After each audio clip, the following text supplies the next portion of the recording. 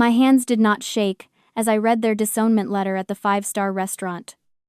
My sister's phone recorded my expected breakdown. My parents watched with satisfied eyes. Then, I reached for my own envelope. They wanted my breakdown. They wanted me to cry. To beg. To promise I would do whatever it took to stay in their good graces. But panic is just bad data. And I stopped operating on bad data a long time ago.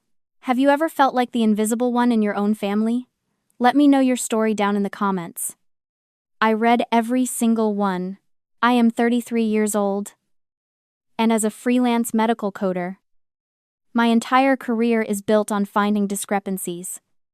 I look at massive files of raw data, strip away the emotional narrative, and find the undeniable truth. So, when my parents asked for a temporary loan 3 years ago, I did not just blindly send the cash. I tracked it. That temporary loan quickly morphed into a mandatory monthly subscription fee for their affection. $2,500. Every single month. 36 months in a row. While I sat my 7-year-old daughter, Mia, down to explain why we could not afford gymnastics lessons or brand-name winter coats. I was quietly funding William and Jennifer's fabricated medical emergencies. I kept the lights on in their house while eating off the clearance rack in mine. But the financial drain was not even the cruelest part. It was their whisper campaign. In our hometown of Oak Ridge, a place where reputation is the only currency that actually matters. My parents did not just take my money. They spent my dignity. They masterfully played the roles of the tragic, exhausted grandparents. To their friends at the country club, I was not their silent financial lifeline. I was the unstable, struggling single mother they were so desperately trying to save. They farmed sympathy and social standing using my name, all while cashing my checks to pay their monthly club membership dues. I heard the rumors. I felt the pitying looks from the cashiers at the local market. But I did not argue. I did not waste a single breath trying to defend myself to a town that loved a juicy tragedy. Emotion is a liability when you are building a case. Instead, I worked double shifts. I kept my head down, kept sending the money, and kept taking screenshots. Every bank transfer confirmation, every manipulative 2 a.m. text claiming they were facing imminent eviction. It all went directly into a secure, encrypted file. My silence was not submission. It was an audit. 2 days ago, my screen lit up with a text from Jennifer. Not Mom. Jennifer. We are hosting a pre-engagement brunch for your sister and Matthew at the Azure Club this Sunday at 11. Wear something appropriate. We have important family matters to finalize. It was a summons, not an invitation. They needed to tie up loose ends before Melissa officially merged her life with Matthew, a 31-year-old corporate lawyer. Melissa had spent the last 2 years spinning a flawless narrative for his benefit. In her version of reality, she was the highly successful, fiercely loyal daughter who single-handedly carried our parents through their financial hardships. She took credit for the property taxes, the utility bills, and the exorbitant country club dues. But why invite me, the family scapegoat, to the most exclusive, highly visible patio in Oak Ridge? The answer was pure hubris. When you spend someone else's money for 36 months, a dangerous psychological shift occurs. You stop seeing the capital as a lifeline and start viewing it as your inherent right. My parents had lived inside this delusion of upper-class grandeur for so long that their empty wallet actually gave them an illusion of absolute power. They forgot who was actually generating the revenue for their daily performance. They looked at me, the woman analyzing medical codes until dawn to keep their lights on, and saw nothing but a submissive liability. I was just an expired contract they needed to aggressively terminate to protect their golden child's lucrative new merger. Their arrogance demanded an audience. They assumed I would sit quietly at the table, sign their non-disclosure agreement, and swallow the humiliation just to keep the peace. They thought they were bringing me to the Azure Club to silently bury me. They did not realize they had just rented the perfect fair, sunlit stage for their own public ruin. I did not argue with the text. I did not ask for an explanation. I just replied with a single word. Confirmed. Then, I walked into my home office, opened my secure drive, and turned on the printer. The brunch table at the Azure Club was set with imported crystal and a floral arrangement that probably cost more than my first car. William leaned forward, smoothing the crease of the legal document with his thumb. Just sign the severance and the non-disclosure agreement. Jessica, William said, his voice dropping into that fake gentle tone he used for intimidation. If you do not, Jennifer and I have already drafted a report for Child Protective Services. We will tell them about the late nights you leave Mia alone. We will say you are entirely unfit. Melissa dabbed the corner of her eye with a linen napkin. Turning to Matthew. I hate that it has to come to this. Babe. I just want our family to be at peace. I cannot keep carrying the financial burden for everyone while she acts so erratic. I looked at Melissa's perfectly manicured hand resting on Matthew's arm. Then I shifted my gaze to William. Tears were out of the question. Panic is for people who do not have leverage. I simply reached into my bag, pulled out the manila envelope, and dropped it directly on top of their threat. What is this? Jennifer hissed, her eyes darting to the neighboring tables. A ledger, I said. I slid the stack of printed bank transfers out and fanned them across the white tablecloth. 36 months of exports from my primary checking account. Let us review the data. August 12th, $2,500. Memo. Assistance. November 3rd, $2,500. Memo.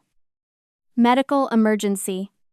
Total capital invested over 3 years, $90,000. All originating from my account. Routed directly to yours. The silence at table 4 was absolute. You could hear the ice melting in the water glasses. Matthew did not look at the papers right away. As a corporate lawyer, he knew how to read a room before he read a contract. He slowly turned his head to look at his fiancée. The warm, loving partner was gone. The litigator had just clocked in. Melissa, Matthew said, his voice completely devoid of emotion. You told me you paid the property taxes on your parents' house last year. Melissa's face drained of color. Yes. Of course. Babe. How much were they? Matthew asked. They were a lot. It was so stressful. A lot is not a number. Melissa. Matthew pressed. His eyes locked on her like a target. Oak Ridge property taxes are public record. What was the exact amount you paid? Melissa opened her mouth. But only a desperate, stammering sound came out. She looked at Jennifer. Then, at William. But there was no script for this. The carefully curated illusion was finally colliding with cold arithmetic. And her balance sheet was entirely empty. Matthew stared at the $90,000 worth of receipts spread across the table. You could see the exact second the romantic illusion died and the risk assessment took over. He slowly folded his linen napkin and placed it next to his untouched champagne glass. The clink of the crystal sounded like a gavel dropping in the dead quiet of the patio. Matthew, Melissa whispered, reaching for his hand. Please. I can explain. He stood up. His movements were precise, unhurried. There is nothing to explain. I know exactly what a fabricated ledger looks like. He adjusted his suit jacket, his expression completely hollowed out. The engagement is over. Do not contact me. The scrape of his chair against the stone floor echoed across the terrace. He turned and walked away, past the staring elite of Oak Ridge, without looking back a single time. Before my sister could even pull in a breath to sob, before William could attempt to salvage the wreckage, a dark shadow fell over table 4. It was the Azure Club manager. He did not offer a polite smile. He simply dropped a heavy black leather folio directly onto the center of the table, right on top of William's non-disclosure agreement. The heavy thud made the silverware rattle. "Excuse me," the manager said, his voice projecting clearly to the neighboring tables, where the local socialites were suddenly leaning in very closely. "Mr. Matthew just informed the front desk that he is no longer hosting this event. He has revoked his credit card authorization from our file. Your outstanding balance for the brunch service is $3,000. How would you like to settle this?" "Arvizer, $3,000. William's broad shoulders completely collapsed. He reached for the leather folio, his fingers trembling so violently that he could barely open the cover. He stared at the receipt like it was a death sentence. He did not have $3,000. He did not even have $300 that did not come from my bank account. Jennifer's carefully maintained country club facade shattered. A thick black tear of mascara cut a jagged line down her powdered cheek. She looked at the neighboring tables, seeing the whispers, the pointed stares, the absolute destruction of her social currency. She turned to me. The cruel, demanding matriarch was gone, replaced by a terrified debtor, realizing the bank had just foreclosed. "Jessica, please," Jennifer begged, her voice cracking, completely ignoring the fact that 5 minutes ago she threatened to take my daughter away. "Please, honey, you have to cover this. If we default on a bill here, they will revoke our membership. We will be banned. We will be humiliated." Observing her panic, I did not feel anger anymore. I did not feel sadness. I just felt the cold, clear peace of a closed account. "I'm afraid I cannot help you, Jennifer," I said, picking up my purse. I tapped my finger against the legal document they had tried to force on me. "According to your own severance paperwork, I am no longer part of this family, and I do not finance strangers." Turning away, I walked out, leaving them sitting in the ruins of the trap they built with their own hands. I did not give them a grand speech. I did not scream or demand a public apology. Silence is the heaviest sentence you can hand down to people who thrive on drama. I simply exited the Azure Club, letting them suffocate in the financial reality they engineered.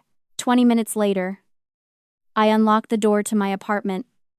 Mia was sitting at the kitchen table, humming to herself while she colored a picture of a green dinosaur.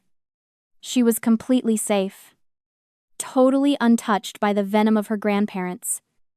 I sat down across from her, pulled my phone out of my purse, and opened my banking application. I navigated to the recurring transfers tab. $2,500. Next scheduled payment. Tuesday. I pressed cancel. One tap, and the 3-year hemorrhage stopped forever. Society will try to tell you that blood is thicker than water. They will say that because someone happens to share your DNA, you owe them your endless devotion, your sanity, and your checking account. But that is a manipulation tactic designed to keep you trapped in a cycle of exploitation. We are conditioned to feel crippling guilt for walking away from toxic family members, as if setting a strict boundary is a moral failure. Let me be clear. It is not a failure. Severing a toxic tie is the ultimate act of self-respect. Boundaries are not a weapon used to punish them. They are a fortress built to protect you. I did not cut my parents off out of vengeance. I cut them off because my daughter's future is worth infinitely more than their pathetic country club illusion. The fallout in Oak Ridge was swift. Without my monthly deposits, William and Jennifer defaulted on their bill and were permanently blacklisted by the local elite. They are currently facing immediate eviction. Melissa, stripped of her corporate lawyer, fiancé, and her stolen financial glory, was left completely bankrupt and alone. I woke up the next morning, poured a cup of coffee, and looked at my screen. No manipulative texts. No frantic demands for cash. Just the beautiful, unbroken silence of a life that finally belongs entirely to me.